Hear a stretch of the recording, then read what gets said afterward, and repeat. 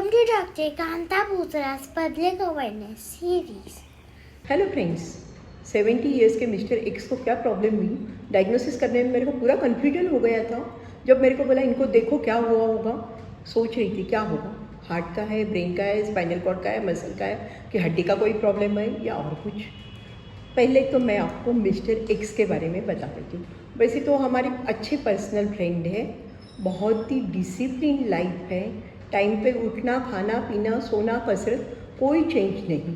उसके साथ socially active, business में ही बहुत एक्टिव है और मेमोरी एकदम शार्प। उनको फिर थोड़ी मेडिकल प्रॉब्लम्स है, उनके हार्ट में स्टेंट बिठाए हुए हैं, डायबिटीज़ है, ब्लड प्रेशर है, उनको लंग फाइब्रोसिस भी है, पर लास्ट 3-4 साल से रिपोर्ट सेम है, मतलब कोई बिगाड़ा नहीं है, स्टेबल एकदम। ऑक्सीजन सैचुरेशन भी परफेक्ट रहता है 97%। और उसके सिवा थोड़ी नी के प्रॉब्लम है, वो तो एज के हिसाब से होता है।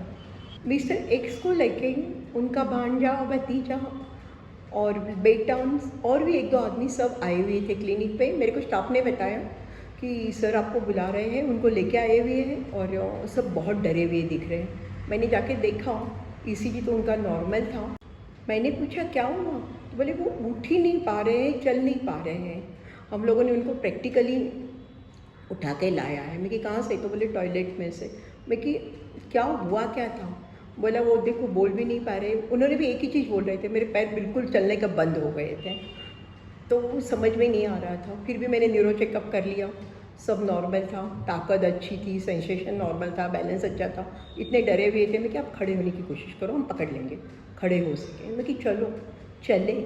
चलने में इतना प्रॉब्लम लगा नहीं, एक्सेप्ट थोड़ा हेजिटेंट गेट था। वैसे तो न्यूरोपैथी का इतना कोई ज़्यादा भाग लग नहीं रहा था, थोड़ा बहुत तो होगा, डायबिटीज़ काफ़ी सालों से था, तो नहीं समझ में आ रहा था उनको क्या हुआ होगा। उन्होंने एक ही वो बोल रहे थे कि बस मैं बिल्कुल उठ ही नहीं पाया, मेरे पैर चलने के एकदम ही बंद हो गए हैं। मैं क्या, इससे तो अभी तो सब नॉर्मल दिख रहा है। तो उनको बोला कि मैं आप में से किसको पूरी हकीकत अच्छे से पता है, एक जन मेरे को बताओ। और उनको पूछा मिस्टर एक्स को, आप मेरे को बताइए पूरा जब प्रॉब्लम हुआ था आप पूरे होश में थे कि आपको पता नहीं है क्या हुआ। वो बोले मैं टोटली होश में था, मुझे पता है, मैं उठ नहीं पा रहा था, इसलिए मैं बुला रहा था किसी को हेल्प के लिए।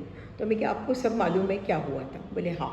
तो मैं कि मोस्टली फिर कोई फिट्स विट्स तो नहीं आई होगी। फिर उनके भतीजे ने बोला कि मैं आपको पूरी हकीकत बताता हूँ। उसने कहा टॉयलेट के बाहर आवाज़ आ रही थी, कोई वर्कर ने सुना, उसने आके हमारे को बताया कि शेख जी की आवाज़ आ रही है। तो मैं गया, मैंने दरवाज़ा खोलने की कोशिश की, अल्टीमेटली खोल दिया। और फिर बाद में हम लोगों मैंने उनको उठाने की कोशिश की, मैं अकेला उनको उठा नहीं पाया। फिर बाद में तो 2-3 जनों की और हेल्प मिल गई थी, तो मैंने उठाया। उनको पूरे पसीने से भीगे हुए थे, हाथ पैर ठंडे थे, सांस भी बहुत ज़ोर ज़ोर से चल रही थी। वो हिस्ट्री उन्होंने दी। मैं कि वो कैसे बैठे हुए कैसे थे, तो पूरे होश में थे। तो बोले वो नीचे बैठे हुए थे। मैं कि नीचे बैठे का मतलब क्या है, टॉयलेट सीट से नीचे गिर गए थे। बोला, उससे बोला नहीं, वो इंडियन टॉयलेट थी और वो कभी वहाँ पे जाते ही नहीं है, पर उनकी टॉयलेट ख़राब हो गई थी इसलिए वो वहाँ पे चले गए थे।